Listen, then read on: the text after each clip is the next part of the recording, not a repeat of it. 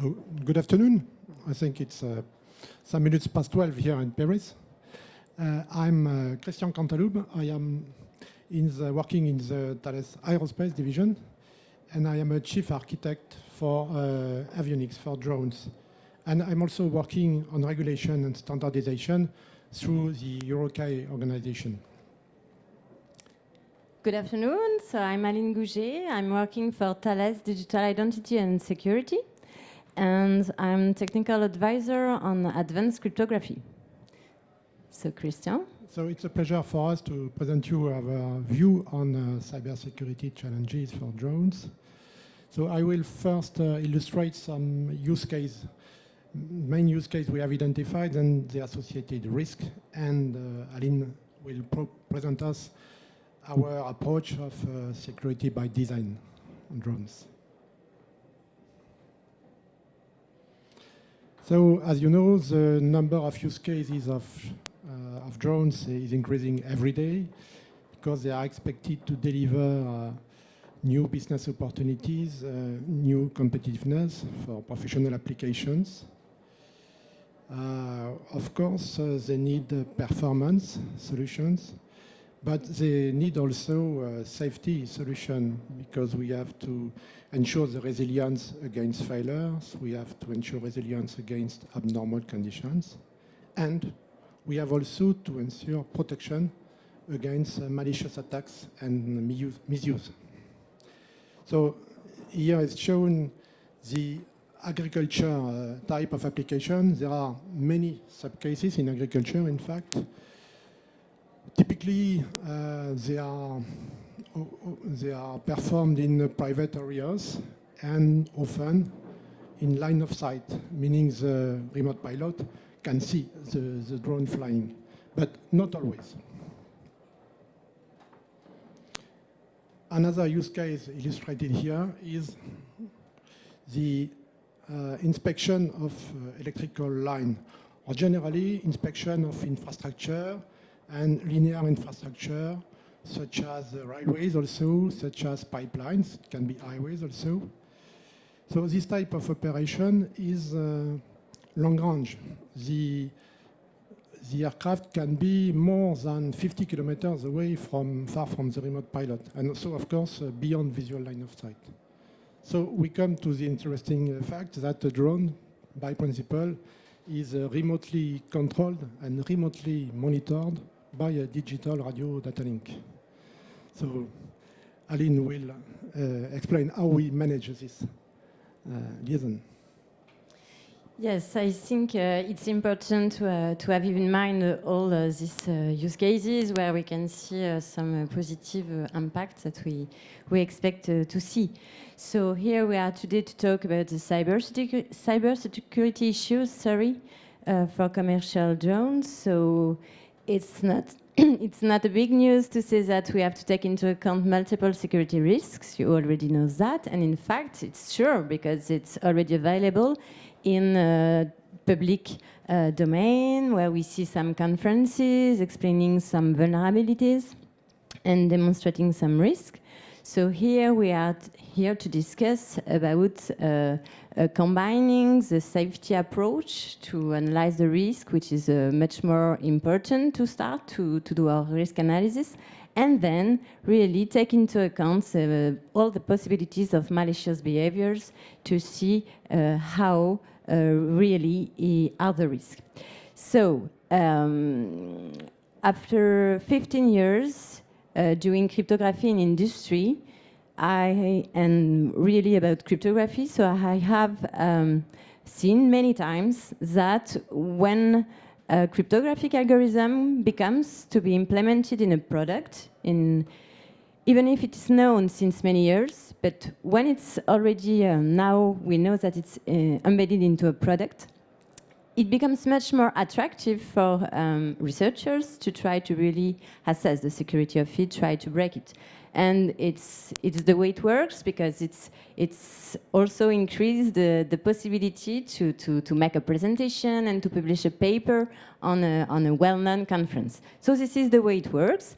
And based on what we have seen about the security and cybersecurity of drones, maybe it's important also to recall the importance to use cryptography to secure the communication in the context of drone. So let's see, we have a drone, we have the remote control, and then the drone is expected to receive some commands, some instruction, okay, from the remote control. So this is quite important to be sure that it's receiving this command from the same remote command from the beginning of the flight up to the end of the flight, that's sure.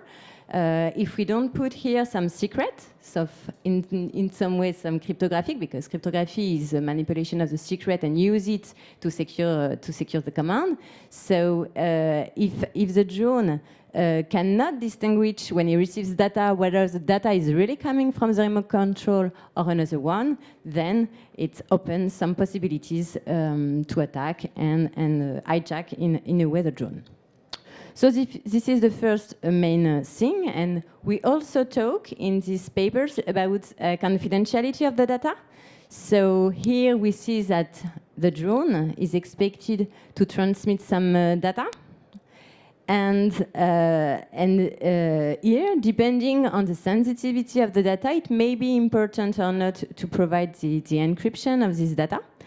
And we see that the security analysis here is really important at the beginning, and the risk assessment, is really important to be able to decide whether the confidentiality of the data is important or not. And it's not probably the main things to do when we are talking about the security threat.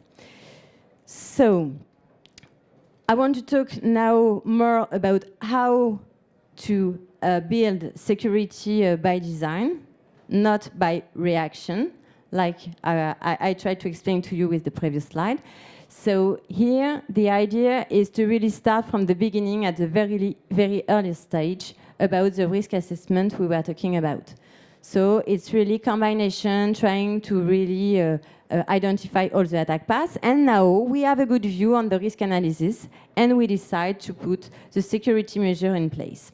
So I talked about authentication. I talked about authentication between a remote control and between a drone to be sure that the data exchanges between the correct entity. I talked about confidentiality of the data. But also what is important in this context is the identification of the pilots of the drone and the registration of it. So here, I'm sorry, I talked a lot and maybe not that clear, but the intention was to say that we used here really basics in terms of cryptography and basics in terms of analysis, but what is important is really to have a good view about the different channels and really knowing what are the threats in the end and what we really want to protect. So I'm sorry, Christian, now you will give more detail, more specific to drone. Yes, I'm coming now to another concern, which is a type of misuse of the drones. So all the states, in fact, want to restrict the flight of drones over specific areas. It's because, for example, it is a prison, or it is a nuclear plant, or it is an airport area, or it is a natural reserve. So for all these reasons, the state will define a map with drones, with zones, restricted for drones. So this type of data is sort of reference data for drones because the operator can be prosecuted if he has entered into a forbidden zone. So you see the importance of this data. They have to be defined unambiguously. They have to be published timely. They have to be maintained with traceability.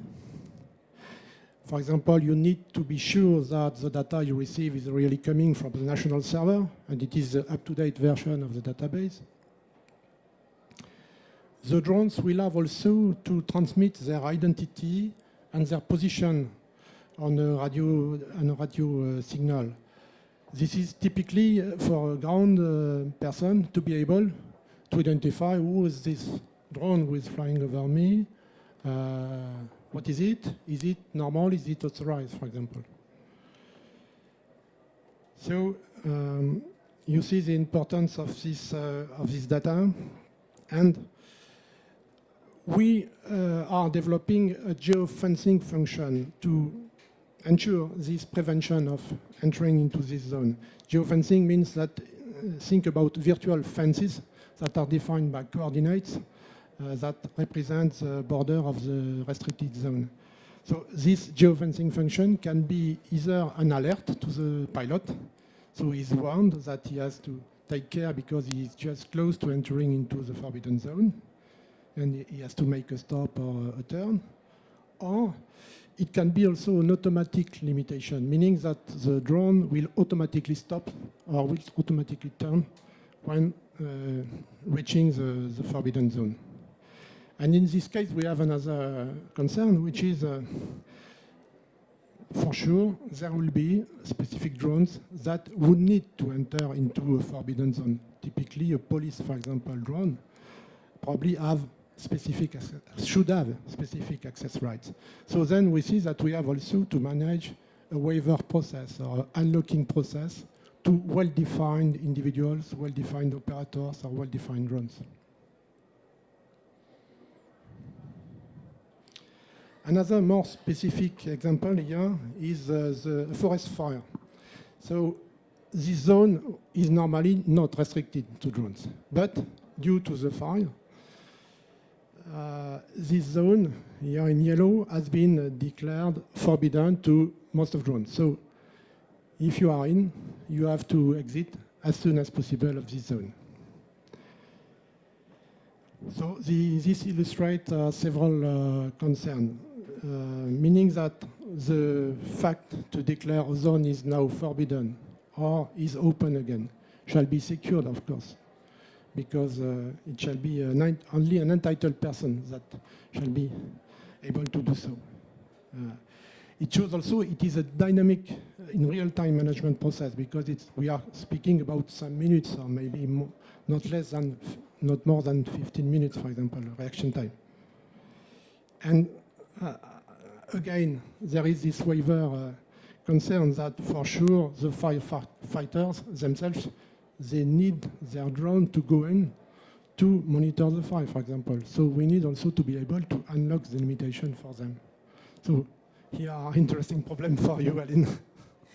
Yes, thank you, Christian. Yes, you mentioned the problem of real time, delivering finally new authorization, new data in real time, but for that you have to rely also on trusted data, and you have to take into account all the stakeholders that are involved in this process to take the decision, and then to issue really this new authorization and to provision it all along the path up to the drone. So yes, for sure, it's here we see in this example, it's very important for security issue to do that, to be able to do that. But digital security perspective and cyber security is also seeing at the same time the potential vulnerability. So here it's really important to go through the full process of delivering this authorization and really take into account all the paths, all the entities around the path, and consider the possibility of vulnerabilities at every step and assess the impact. So it's back to the risk assessment, and really here you see with this example, it's much more broader. It's not only between a drone, a remote control, and a few commandants on the ground. It's much more than that, and yes. We need to be sure also that we will not reload a past and old authorization. So here we have really the problem of real time. If we go even much more complex, let's say, layer, is that you mentioned also that the potential need to do a software update. So here, I think the risks are even higher. So it's a new layer, let's say, of risk to assess, of combination of threats to discuss and analyze together. So as you see in this example, the data that are transmitted from the drone and up to the drone are really key. and ensuring the authenticity of the data, not from only one point to another, but through a full process, is coming with more complexity. So it's really important to take it into account, this complexity. So thank you for your attention. Our message and our intention today was to share with you that we are coming with different visions, different perspectives, from more the cryptography, digital security on my side, and a strong background on safety for Christian. And yes, we believe that it's important to assess the risk together, and together, I mean, with this type of expertise. And what we believe also is that it's the right time to do that, because we are at the time to decide to choose the technology. We are at the time where we can, in the design phase, let's say. So it's really important to do that now, and voila, by combining different views on the topic, it should help really to have a better understanding of the risk. So thank you for your attention.